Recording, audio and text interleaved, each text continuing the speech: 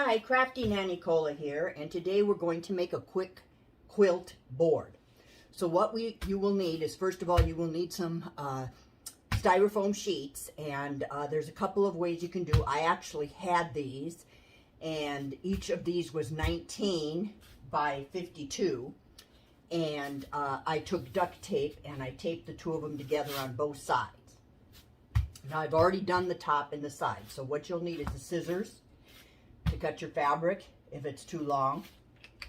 You'll need some kind of packing tape, a tape measure so you know how much you need to, how much flannel you will need, and pins.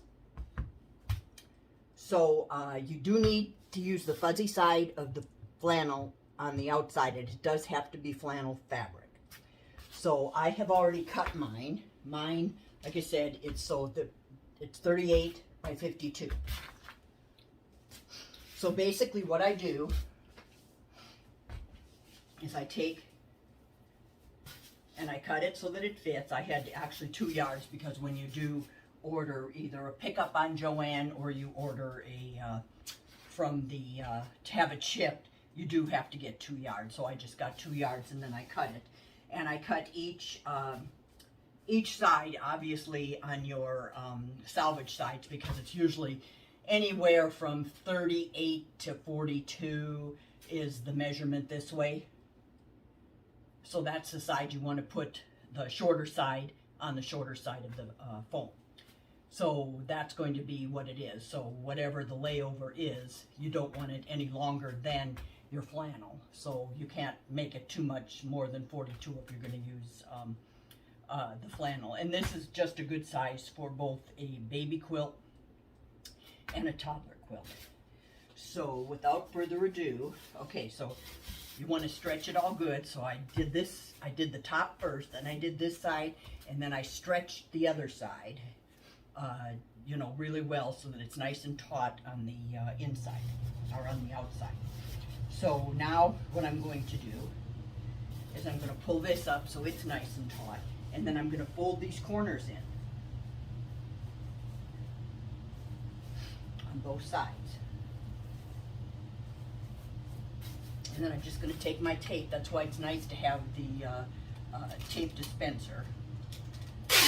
And I'm just going to tape halfway on the fabric and halfway all the way down. And cut that off. Just tuck your corner back in. And get your foam down.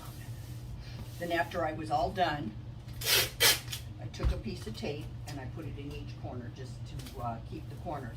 So make sure your tape is only on the back. You don't want to put the tape on the front or you won't have it to stick. It won't, and otherwise the pieces of fabric will not stick onto the foam. So here's what the board looks like.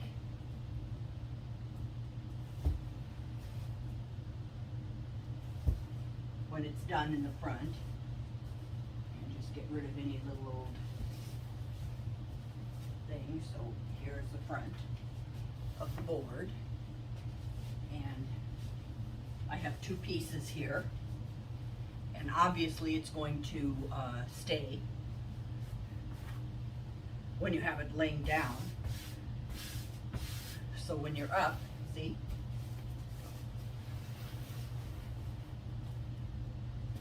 it just stays right on there.